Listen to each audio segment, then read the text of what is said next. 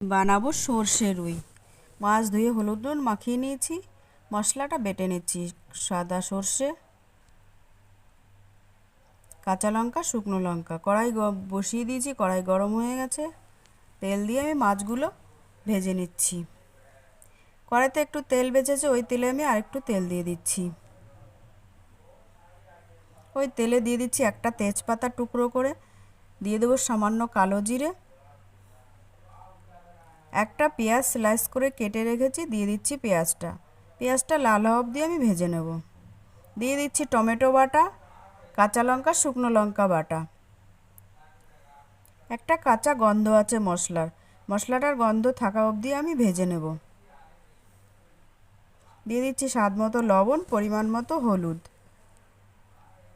হলুদ সর্ষে আমি এই জন্য দিয়েছি, ঝাঁঝ কম, পোস্তর মতো দেখতে হয়, সেই জন্য।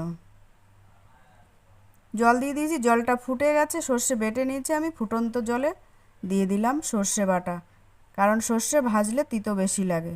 ঝোলটা ফুটে গেছে, আমি মাছগুলো দিয়ে দিচ্ছি। তোমরা কে কীভাবে বানাও আমাকে কমেন্টে জানিও। আমার ভিডিওটা ভালো লাগলে শেয়ার দিও, লাইক দিও, কমেন্ট করো।